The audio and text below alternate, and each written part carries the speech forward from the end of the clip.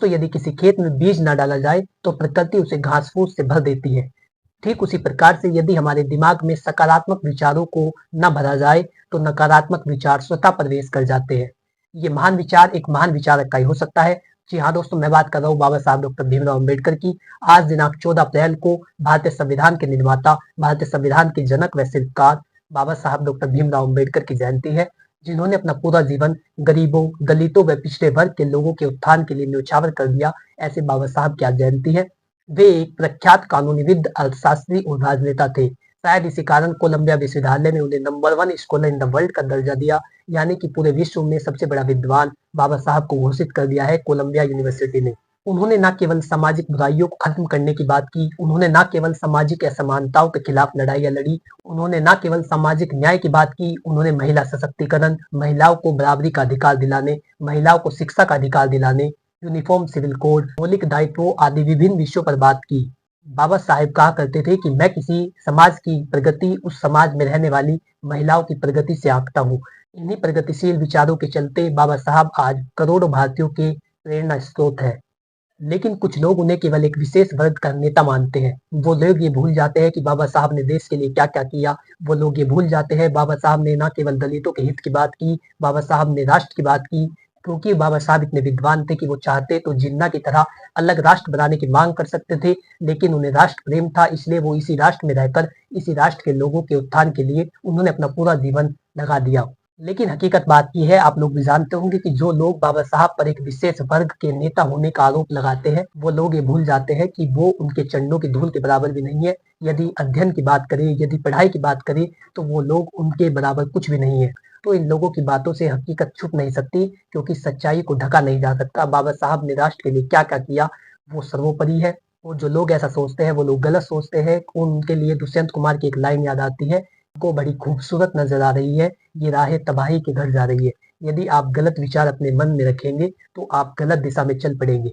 दोस्तों, यदि बाबा साहब के समस्त जीवन की बात की जाए, उन्होंने किस तरीके से अत्याचार को झेला, उन्होंने किस तरीके से भेदभावपूर्ण व्यवहार को झेला, उन्होंने किस कंडीशन में रहकर अपनी पढ़ाई को पूरा किया, उन्होंने कितने दर्द झेले होंगे, इसका अंदाजा एक वीडियो में नहीं लगाया जा सकता। लेकिन हम उनके विचारों को अपने जीवन में उतार सकते हैं। बाबा साहब के जीवन के विचार ने उनके अनुयायी यदि अपने जीवन में उतार ले तो उनका जीवन धन्य हो सकता है। और इस वीडियो में हम बाबा साहब के 3 बड़े विचारों को जानने वाले हैं। दोस्तों, सबसे पहला विचार है जो बाबा साहब ने कहा था कि जीवन लंबा होने की बजाय महान होना चाहिए।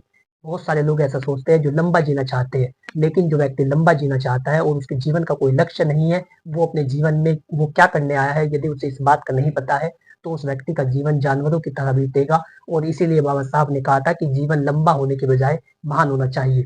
इस पर मुझे एक लाइन याद आती है कि हो भले मध्यम मगर एक रोशनी मालूम हो, जब कहीं हो आदमी तो आदमी मालूम हो, और सांस लेने का हुनर भी है भला कोई हुनर, कुछ तो ऐसा कीजिए कि जिंदगी मालूम हो।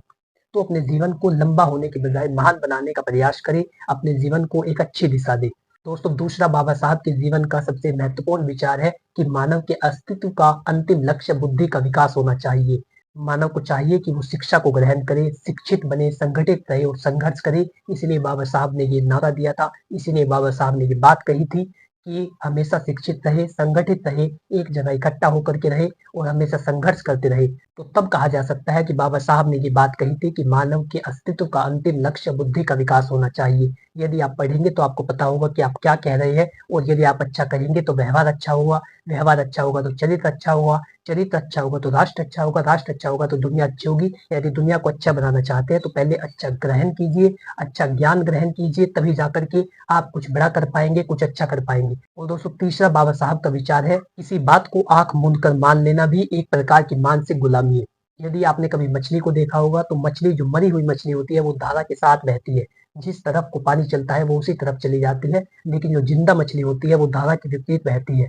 तो इस बात से ये अर्थ निकाला जा सकता है कि यदि आप जिंदा है तो सही को सही और गलत को गलत कहने का सामर्थ्य रखिए, तभी जाकर के आपका जीना साकार होगा, तभी जाकर के आप जीवन में कुछ कर पाएंगे। इसलिए बाबा साहब ने कहा था कि किसी बात को आंख मूंद कर मान लेना एक प्रकार की मानसिक गुलामी है।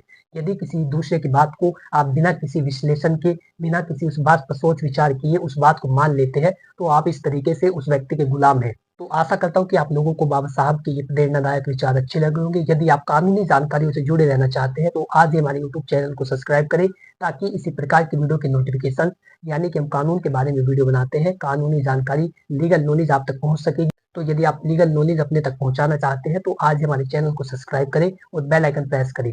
Thanks for watching this video.